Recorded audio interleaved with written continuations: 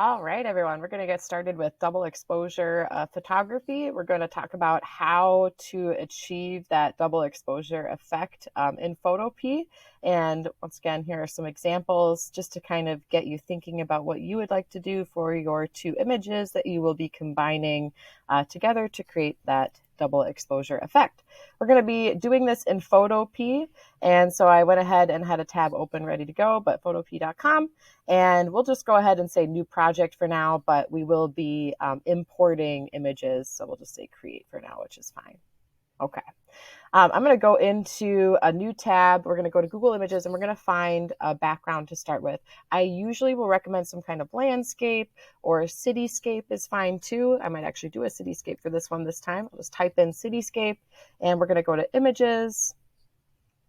And then from here, we'll go to Tools, and I'm going to choose Large for my image size. So now I know that all of these images are high quality images that I can use for my double exposure. I actually really like this one, so I'm going to click on that one. We'll see if this works. Always click on the image, let it load, and then right click, and we're going to start saving images. So in the previous practice assignment, we did some copying. We're going to just save right now. So we're going to go to Save Image As. Save it to a place you'll know. Do like my downloads here. We'll just say background or BG. Cool. All right, so I have my background. Now I need to figure out something to put on top of that. We're going to blend these two images together. So what could I use, for that?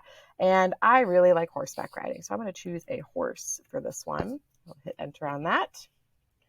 Now, depending on the type of image you choose, sometimes having your subject matter with a white background or a colorful background or whatever can actually help. You kind of want to avoid having something too busy in the background of the image that's going to go on top. So I usually choose something, something like this would be fine. This would be fine, but like this might be a little tricky because there's just so much going on in the background, the leaves and things like that. So you just kind of have to play around with it. I'm going to just do this one for now. And we're going to right click on that image. Once again, go to Save Image As. Save it in the same place. I'll call this horse. And then we're going to go back to Photopea. So now we're going to make sure we put both images together within Photopea. So I'm going to go to File, Open, and we'll open up that first background image. The cityscape is the one that I am looking for. Cityscape. Okay, now I need to go to File, Open, and Place. If I just do File, Open, I'll show you. If I just do File, Open, it's going to open up as a separate tab. Oh, it's just lagging behind today. Oh dear. Give it a second. There we go. All right. So if I did File, Open, it's going to open it as a separate tab, and they're not combined right now. I can't combine them easily. So we want to do File, Open, and Place. And it's a little different in Photoshop. In Photoshop, it'll be File, Place, Embedded. It's just a slightly different term. Same thing, basically. All right, so I did File, Open, Place. Now we can see that the aspect ratio of each of these images is slightly different. So it does give me the boxes automatically, but if you accidentally clicked out of that or something, or you need them again, you'll just do Control-Alt-T or Edit Free Transform. I'll stretch this out. I want both images to kind of fill up the space. So they should go from edge to edge. I'll hit enter on the keyboard. I have my horse and then my background. Okay. Now comes the fun part. All right, I'm going to move my face out of the way here. Where it says normal with your top image selected, we're going to click through some of these options. And you're going to see it's going to do kind of this instant double exposure effect.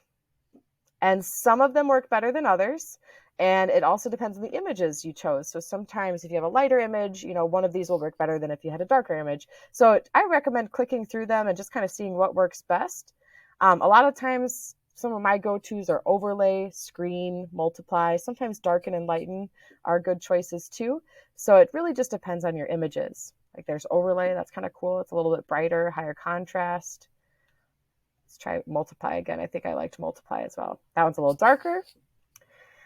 And then if we go from here, so right now, as it is, it's blending together pretty well. I could do a little adjusting maybe, of the placement of the horse's hooves and things, but for the most part, it's pretty good. I could save it and be done with it. But to take it a step further, I could take my eraser And I like to make my eraser a little bit bigger with a hardness of 0 and erase a little bit of the background. If you have a background, it might be different. We'll click OK to rasterize. That's fine. And you'll kind of see how it's going to show the background through a little more. I'm just kind of erasing the background around the horse. Like you can't really see much, but just kind of brightens it up a little bit. Makes it a little more interesting, I think.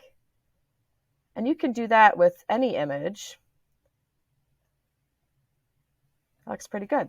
Now, another way to do this is, I'm going to do File, Open in Place. You can also play around with opacity, and you don't have to use one of those blending layer styles options. I'm just going to File, Open in Place this horse again. So it'll be a second one. Ooh, there we go. All right, so there's the original image. We're going to stretch it out.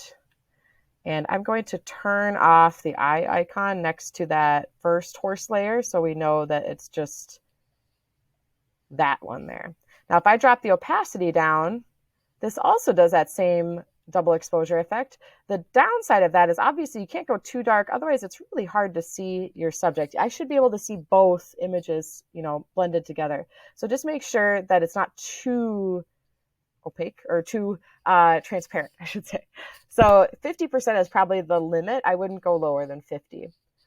But, if I go up to like 68, I can kind of see how that works. And then if I use my eraser tool, again, rasterizing, then I could still go in and kind of play around with my eraser. And this is just kind of a quick way to do a double exposure image. When you're done and you're happy with it, you're going to go to File, Export As, and JPG is what we're looking for. PNG works too, but JPG is probably all you really need to do. You'll click JPG. Here's where you can name it. So I will call it double exposure. If I can spell, there we go. Okay. I'm going to say save. And you could do the 100% for high quality. I just did the 70%, which is the default. And we're going to upload this to Google Classroom. And that is your double exposure assignment. So pretty straightforward. It's not a super big project, but it's a lot of fun to kind of play around with. And it's fun to kind of play around with the eraser tool too, if you haven't done that.